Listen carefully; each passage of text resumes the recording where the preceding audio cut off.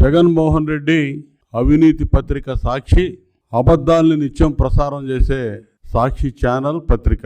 ఈ రెండిట్లో చంద్రబాబు నాయుడు గారి విదేశీ పర్యటన మీద నిన్న ఈరోజు విషపు రాతలు రాస్తా ఉన్నారు. ఒకరోజు అనుమతి లేకుండా అమెరికాకి వెళ్ళాడని, ఈరోజు ఇటలీకి వెళ్ళాడని, దానికేదో వీళ్ళు అనుమతి తీసుకోలేదన్నట్టుగా రాస్తా ఉన్నారు.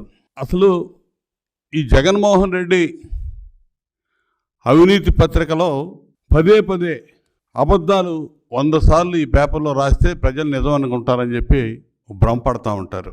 జగన్మోహన్ రెడ్డి చీకటి చేష్టలన్నీ బాబు గారికి అంటగట్టి సాక్షిలో అబద్ధాలు ప్రచారం చేయడానికి వీళ్ళు ఆ రాతలు రాయటం, ఇందులో ఒక ట్రేడ్ తయారు చేసుకున్నారు వీళ్ళు.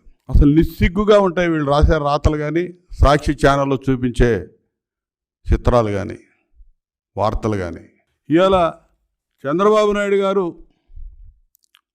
విదేశీ పర్యటన గురించి వీళ్ళు మాట్లాడుతున్నారు. అసలు వీళ్ళకెందుకు? చంద్రబాబు నాయుడు గారు అమెరికా వెళ్ళాడా, ఇటలీ వెళ్ళాడా, యూరప్ కంట్రీస్కి వెళ్ళాడా? మీకు అవసరమా? ఎన్హెచ్సి సెక్యూరిటీలో ఉండే వ్యక్తి, ఆయనకి సెక్యూరిటీ రీజన్స్ కారణంగా అన్ని విషయాలు కూడా బయటికి చెప్పరు. మీకు చెప్పాలా? మీరు ఒక పనికిమాలిన బ్యాచ్, ఒక మాఫియా బ్యాచ్, మీకే మేము వివరాలు చెప్పాలా ఎక్కడికి వెళ్తుంది? పోనీ చంద్రబాబు నాయుడు గారు కోర్టు ఏమైనా ఆంక్షలు ఉన్నాయా నీకున్నట్టు? నువ్వు వెళ్ళాలంటే, విదేశాలకు వెళ్ళాలంటే కోర్టు పర్మిషన్ తీసుకోవాలి.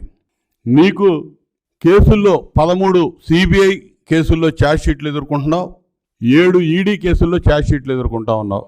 నీ ఆస్తులు చాలా వరకు ఈడీ జప్తు చేస్తుంది, నీ పాస్పోర్ట్ సీజ్ అయి ఉంది. నువ్వు విదేశ పర్యటనకు విదేశాలకు వెళ్ళాలంటే కోర్టులో పిటిషన్ వేసి పర్మిషన్ తీసుకొని వెళ్ళాలి. చంద్రబాబు నాయుడు గారికి ఆ అవసరం లేదే. ఆయన పాస్పోర్ట్ సీజ్ అయ్యలేదు, ఆయన మీద ఛార్జ్షీట్లు ఫైల్ చేయాలని చూసినా కూడా కోర్టు వాటిని నిరాకరించింది. ఛార్జ్షీట్లు ఫైల్ అవ్వలేదు ఆయన మీద. నువ్వు పెట్టిన పనికిమాలిన కేసులు ఏది కూడా ఛార్జ్షీట్లు ఫైల్ అవ్వాలా. ఆయన కోర్టు పర్మిషన్ తీసుకోవాలని ఎక్కడ కూడా, ఆయన బెయిల్ ఆర్డర్లో ఎక్కడ కూడా బయటికి వెళ్ళాలంటే కోర్టు పర్మిషన్ తీసుకోవాలని కూడా లేదు.